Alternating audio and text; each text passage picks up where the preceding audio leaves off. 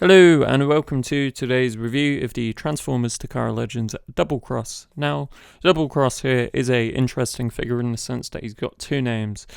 The Takara toy, which I have here, is called Doublecross, whereas the Hasbro release was named Twinferno. Both names are cool, but I prefer the Japanese. And a quick little note as well, I did buy him without his guns a few years ago because he was incredibly cheap, and given the fact I already had the other two, I wasn't going to pass up on having the Japanese versions of all three of them. So this also marks the very first time I'll be reviewing a figure that's not complete. So for the robot mode on this guy, it's cool, it's not my favourite, but I still like it. Dragon head arms are pretty dope, and I know they remade this guy in the RID 2015 toy line. But the bot mode sharing things like the head and the dragon arms, that's cool and all, but the colour scheme and everything else was very different. There's also a little amount to paint on this guy, or I mean little bit, there's a fair amount, right? So all of the red sections on this are painted. On the dragon heads, the horns are painted, the eyes are painted, the teeth are painted, the inside of the mouth is also painted. Any white sections on the chest are painted, there's silver on the knees, black bits just above the toes, the eyes are painted yellow on the crotch plate, so it's a fair amount overall. And on the back, these wings are the same as Grotesque's, but they're cast in translucent black. It doesn't really mean much, but I definitely think it's cool, and it provides something visually, unique to this guy. So generally, robot mode is a solid affair. And a quick cutaway to the headmaster piece.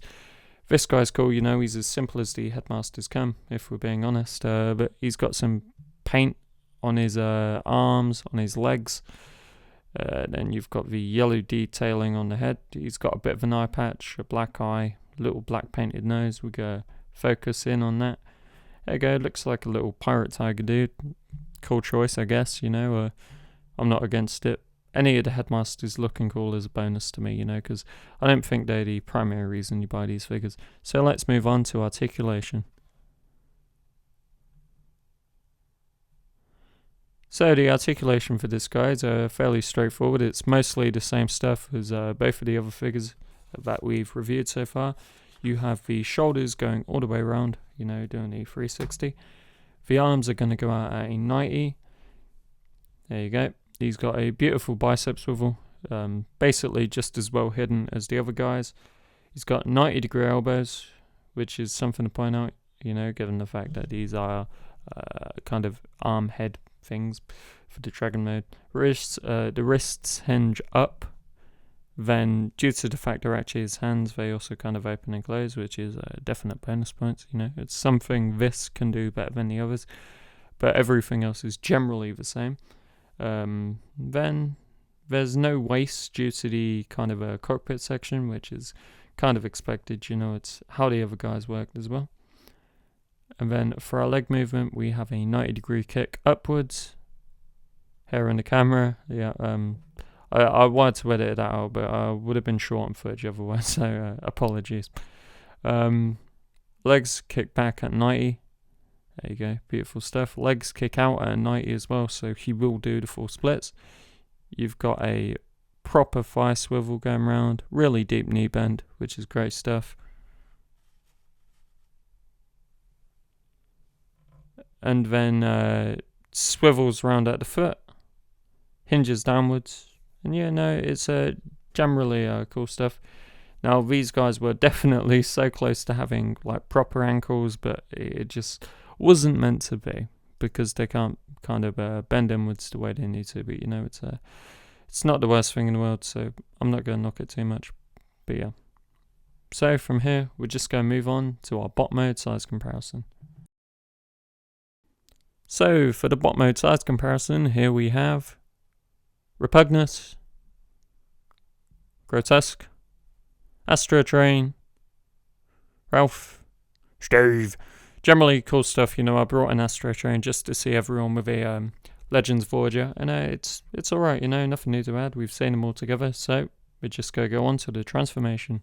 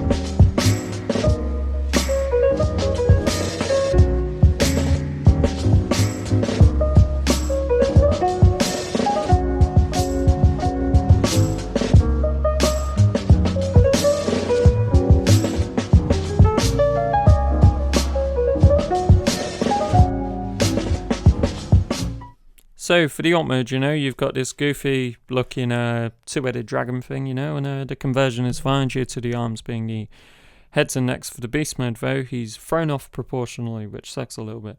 The chest and abdomen section just ends up being a bit too long due to how the panel that the arms are on kind of folds upwards. It's gone out of focus, my bad. There you go, problem solved. And though I do like the transformation using the arms, how it does, and how the small beast arms swing round from the inside sections of the torso.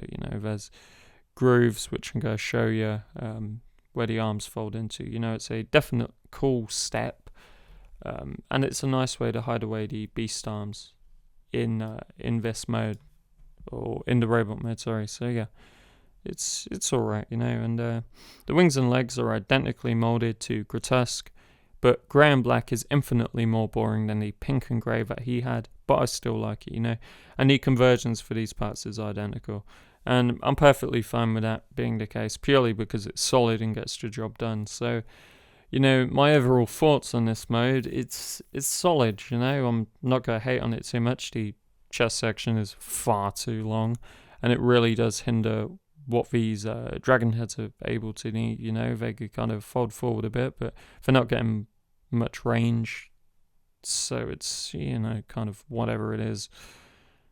But you can't win them all, and at least 2 of the 3 figures have been very good. So let's move on to our size comparison. So for the alt mode size comparison, here we have Repugnus, Grotesque, Ralph, Steve. Solid stuff, much like every other review I've done these guys. Nothing else to say. Let's move on to my final thoughts. So for my final thoughts on Doublecross, we're going to start with Articulation, as I feel like that is what the key difference is between this guy and his contemporaries. It's a 6 out of 10, it's not hitting the way that the others do in Beast mode, and that's really what holds him back. The dragon's tiny arms can only go, forwards, backwards, and out to the side. And the necks can't really get much range, they're folding forwards like that, and they will swivel around a little bit, but just due to this whole assembly, it's not really doing anything meaningful. The aesthetics on this guy, he's not as good as the others, so he gets a 7.5. It's definitely still solid, as I like both modes, but it's just whatever, the proportions definitely let him down here too. The transformation on this is a 6 out of 10. It's not as engaging compared to the other 2, in my opinion, as it doesn't have the mantis arm conversion or the hiding of the bottoms like Repugnus, and it lacks what also made Grotesque good with the beast mode head kind of being in 2 halves and coming together, and then the arms doubling as beast mode arms as well, between the robot and beast modes. But the transformation overall is solid, and then value for money is a 6 out of 10. Even if I had the weapons, it makes no difference. I think this is just above average for a Titan's Return era toy, but it doesn't scream out to me in any particular way, so it just gets a 6, because at least it's solid. So overall, that does leave him with an overall of 6 out of 10, which makes him the worst of the 3, but oh well, you can't win them all. And like I said before, at least 2 of the set were really good. So this has been AnimatedCHUG. Thank you for watching, and I'll see you next time.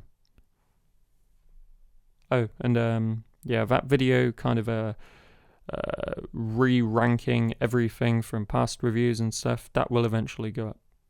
Don't you worry.